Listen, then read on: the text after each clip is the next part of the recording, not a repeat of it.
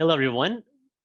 My name is Nathan Chung, and I'm working with Deidre Diamond. She is founder and CEO of CyberSN, and I am Nathan Chung, Secretary of WiCys Colorado. Today, we'll be discussing resume workshop. This will be our resume workshop and certifications. So great to be with you, Nathan, and thank you for all your leadership with WiCys in Colorado. You're such a gem for our community. Thank you. Yep, thank you. Okay, next slide. Okay, so today we'll be doing a quick overview of resumes with some basic and advanced tips and cybersecurity certifications. I'm going to show you what's popular and what cybersecurity certifications are out there based on functional area. Okay, next slide. Yep. And so let's start with our resume workshop. There are three basic functional formats: chronological, functional, and combination. The chronological is usually the most common one. It usually shows the recent position listed and shows work history. Functional focuses on skill, and combination is the best of both worlds. So Deidre, in your experience of reviewing resumes, which ones have you seen that most job seekers use the most, and what tips would you have for them for resume format? Yeah, absolutely. Well, first I want to say to everybody, I'm so sorry that we live in the world that we live in that still requires us to figure out a resume such that hopefully we can talk to a human about a job. And I say that in all seriousness. I have spent the last 5 years of my life recreating this concept of job searching, and I take this very seriously. Our resume is the first sort of presentation of ourselves if we're submitting to a job. Of course, we have LinkedIn, which is a different type of a resume. If we're talking about the resume that we all have to use to submit to a job posting that we see on a job board, then the most common format that we see is chronological. Right, in that we've just been doing that for the last 50 years. Excellent. Have you seen many job seekers using combination or functional? I think that when somebody has experience, and they're sort of seasoned, you see more of that. When somebody is newer in business, it's a lot less because they're unsure of, should I put this functional skill here? Am I going to be challenged and asked on this? Is it something I can, really speak to? Do I really know it? What is knowing it? And how do I feel confident about that? And that's the challenge. The whole challenge of a resume is that we're all left to our own, abilities to figure out, sort of the best digital way to say what we can do. And yet resume doesn't really say what we can do. It says what we have done, so, or at least that's what the industry wants. And so it's quite tricky. Yep, I totally agree. And what about resume types based on, like, say, technical versus non-technical jobs? Which resume would you recommend for, say, a cybersecurity manager versus a cybersecurity engineer? Which formats? I think that everybody ought to have the same format. So I think there's so much. I built a resume building product for cybersecurity. It's on our website. You can use it for free. I take this very seriously. It is about literally saying, what tasks and projects were you working on at each company that you're listing, and how much time of your day on average was spent doing that task or working in that specific project that you're sharing on your resume as to what it is. Because what a talent seeker is what I'd like to call somebody looking for another human, right? Is they're looking for talent, they're looking for people, is trying to understand what somebody has been doing so that they can make a match to what they need done. And again, that's a very good recruiter. I know there's tons of recruiters that have no idea what they need done, and that's not necessarily their fault. It's, they can't speak cybersecurity. That's not a common skill to speak as a recruiter. the point is that, you know, a job has tasks and projects that need completed. Yes. And in order to match a human to a job, you're really matching, have they done these tasks or or projects that I need them to work on? Or have they done something similar? Have they done something close? And I can only know if I know how much time one has spent on each of them, each project and task, not just at that company. So I really see a resume as always, whether you're technical or non-technical, you're speaking to the tasks and the projects that you were working on and the amount of time of your day on average in a year, let's say, time frame, so that one can quickly understand how to match you to a job. Totally agree. Okay, let's move on. So here are some basic resume tips. I think out of all of these, I'm not going to go through each and every one of them, but the one that sticks out to me the most is the length of resume, because I've seen people submit 4, 5, and 10-page resumes. How do you feel, Deidre? Absolutely not. Yes, 2 is the limit unless you're a senior leader, senior manager. 3 is your limit. Absolutely. Yep. We get attention spans are limited. Yes. Yes. And less is more, if you will. Yep. Yeah. Totally agree. And the other thing I see sometimes is a lot of people they're just shy. They're afraid to put down their achievements and awards. Do you have any tips for that? Yeah, I say don't be shy. Brag. Achievements, awards, certifications are special. And meaning you put effort into them. I think that what I've seen in the cybersecurity space is that, you know, a lot of certifications roll up to other certifications. And so, you know, just put the top one. Everybody knows if you've had the top one that you got the other one, so to speak. You know, is sometimes I hear people say that, hiring managers say that.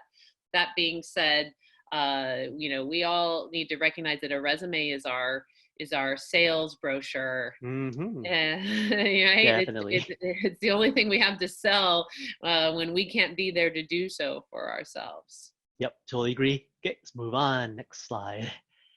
Absolutely. I wanted to really quickly here talk about this avoid listing graduation dates.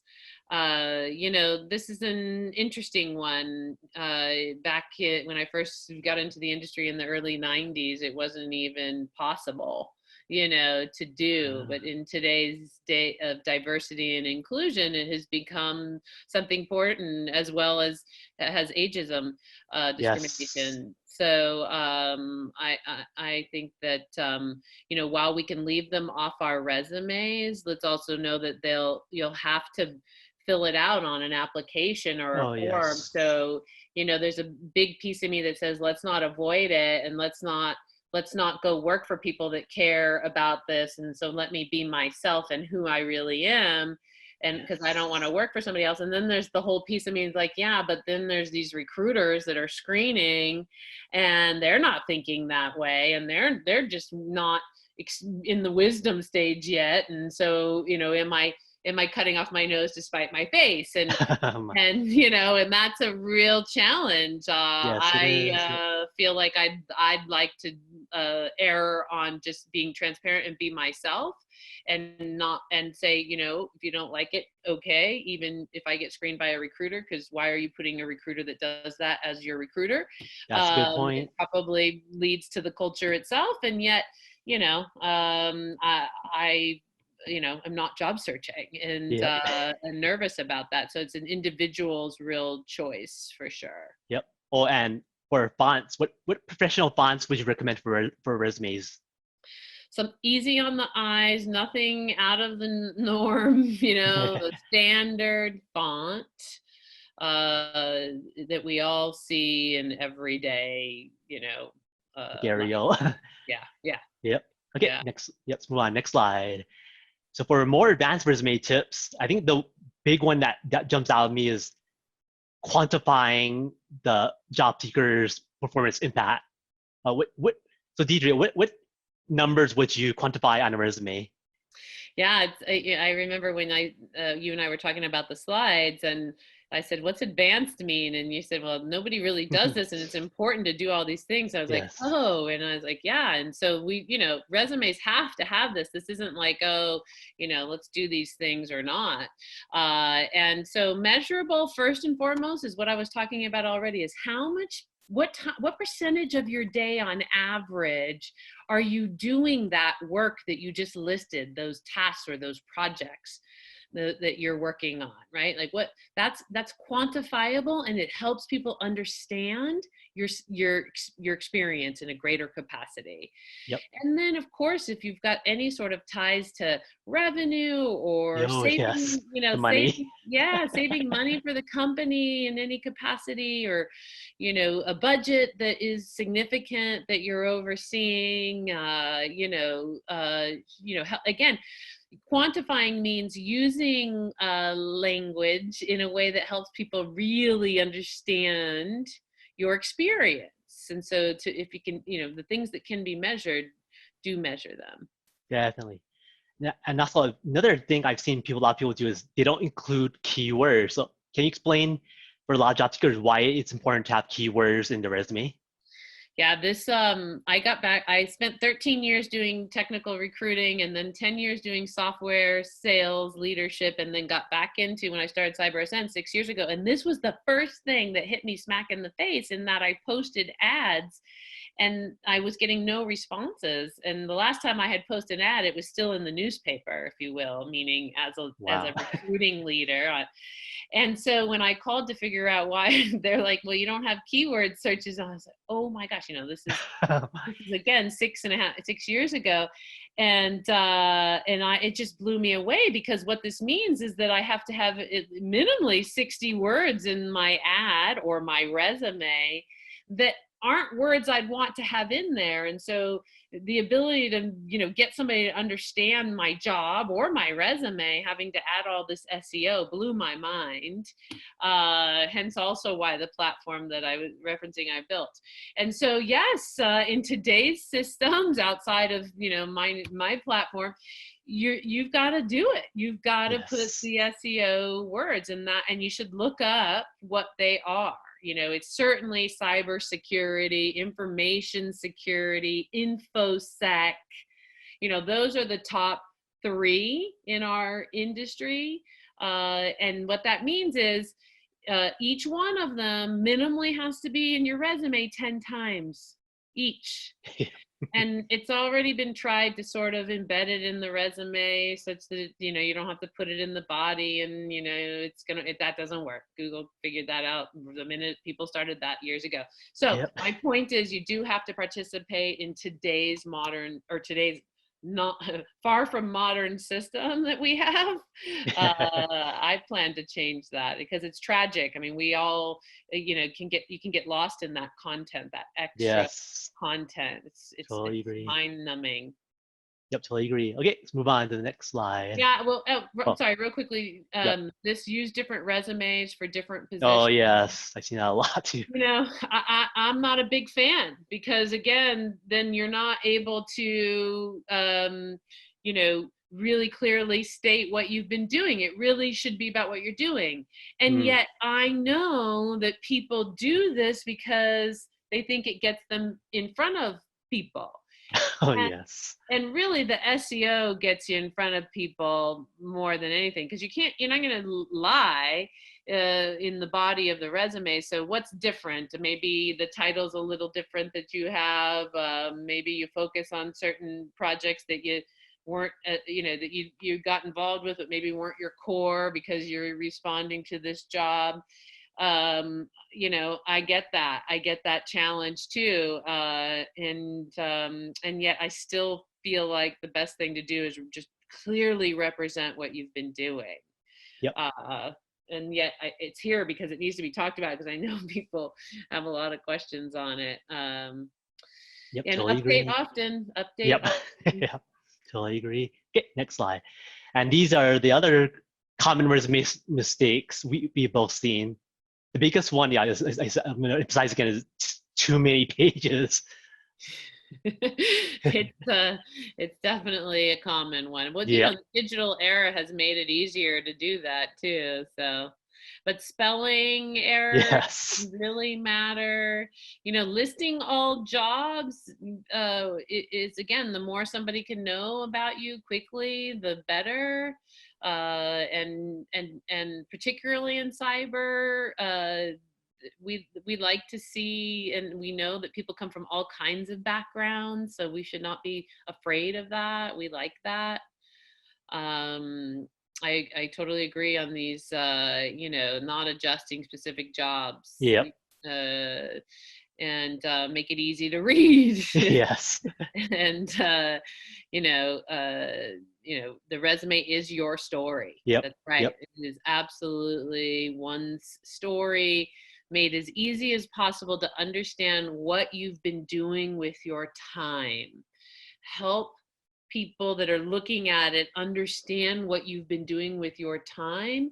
And there's a lot of great recruiters and hiring managers that can look at that and say, oh, okay, I can use that person or not, so that we can also Mm-hmm. stop wasting all the time that we spend talking to people where it's not even the right fit, not even Yes. close, not even Totally. close to the right fit, right? Like we have to stop that too.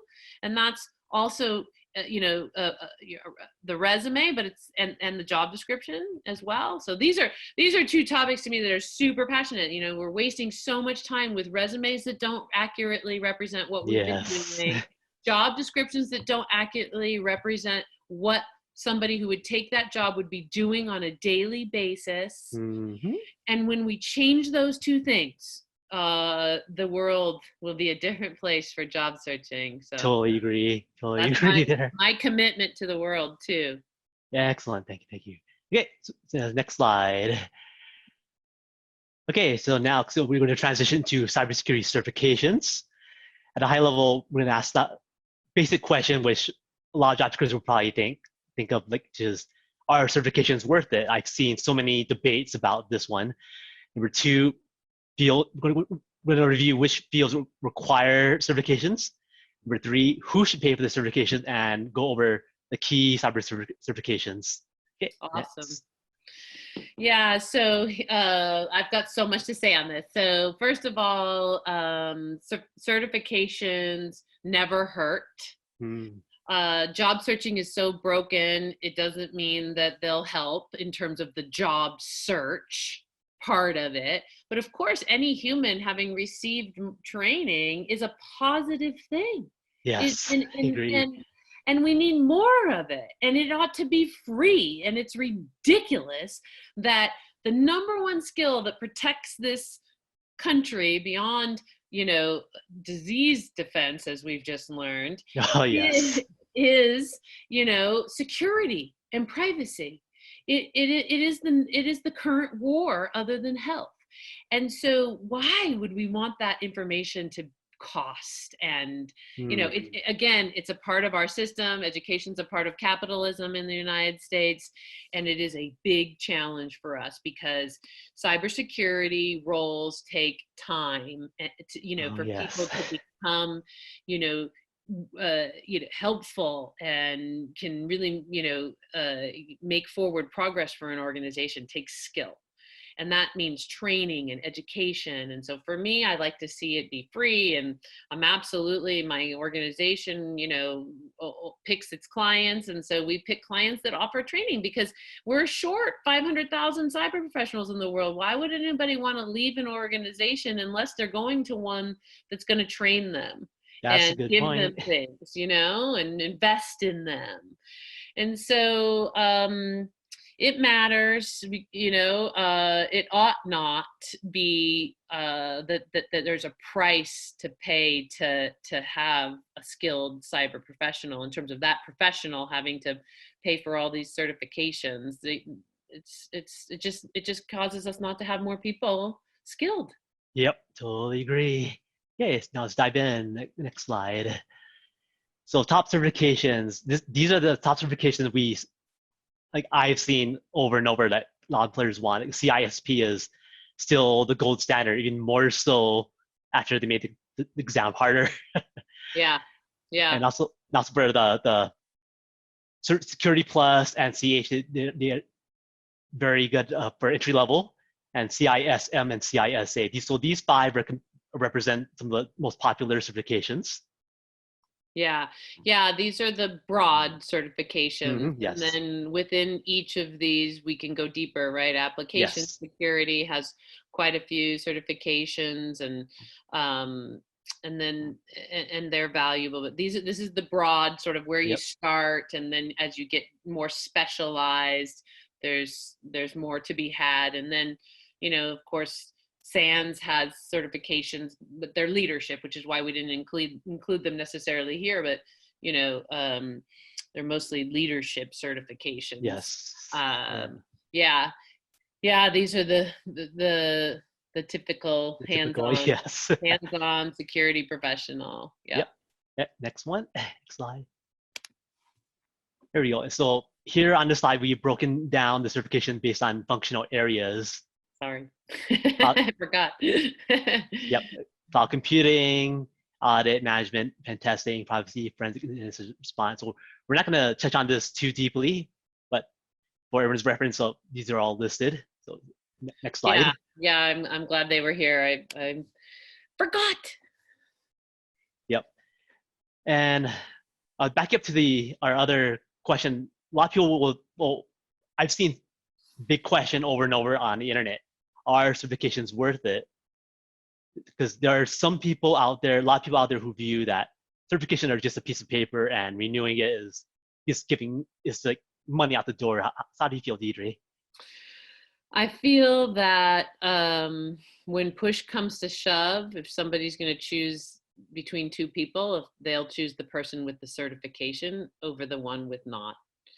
And unfortunately, or fortunately, however somebody wants to look at it, I kind of see it as unfortunate. Capitalism says that that's the game. Yep. And so should the game not exist? Should it change? Absolutely. It is still the game. As one is interviewing with 3, 4, 5, 6 different people at a company, there's no way that seeing some sort of training, let's not call it a certification, that it ought to represent that they went through some sort of training. And so it is going to benefit as they're having that interview. Now, there are highly technical roles where people put certifications that are sort of silly in technology. Yes. And that stuff could actually do the opposite for somebody. Like if you're super technical, why are you putting the Security Plus here and yes. you're doing application security for 5 years and you put Security Plus on your resume? Yeah. That I know some really lovely, amazing cyber people will be like, forget that person. And then, and then I'd be like, oh no, like come on, talk to the person. That being said, there's probably not a lot of me behind the hiring managers or my team being like, no, like let's talk to the person. It's definitely a choice that. So yep, I'd say avoid that. Yep, totally agree. Another thing I've seen personally is with the pandemic, a lot of us cannot go to a training center or a testing center to take the exam. So I am very appreciative of the cybersecurity industry transitioning right now, because, for example, some companies have transitioned so that you can take the exams and training all from the comfort of your home. I personally, I think that's amazing. How do you feel, Deidre? Yeah, I mean, if we don't move into a whole society that does this for voting, that does this for test taking and everything we do, then we're just undervaluing what we all built. And while that comes with privacy and security issues, it's just all wonderful things have their challenges. And so I'm a big fan of it. Learning is what humans love to do. Yes. And we must make it easy for them to do it. And particularly now, as we potentially live a lifestyle that is social distancing for 12 months, 18 months until there's a vaccine, until, if you haven't caught the virus yet, and then until the vaccine comes out, I guarantee that you're going to do social distancing. And so, we just can't look at this as an option. We need it. Yep. We need everything totally online. Yeah. Yep. And with the pandemic, the other thing I'm seeing is boot camps, training, practice tests. It is more, I see more of them than ever before online. And on top of that, because of the pandemic, a lot of companies are having specials, so we can save it. Job Hmm. seekers can save a ton of money on these classes right now. Yes. Great Yes. opportunity now. Yes, it is. And I'm so glad you said that, because there are lots of people out there willing to give right now and take advantage for sure. Yep. Yep. Definitely. Okay. Next slide. And these are common certification mistakes we've seen. Like, for example, the wrong certification for the wrong job role, not meeting the certification requirements, or even worse. Yeah, the worst I've seen is personally is I've seen people letting their certification expire where they spent so much time and effort studying, for example, CISSP, and they let it expire. Yeah, yeah, and certainly don't want to say that on your resume. Yeah.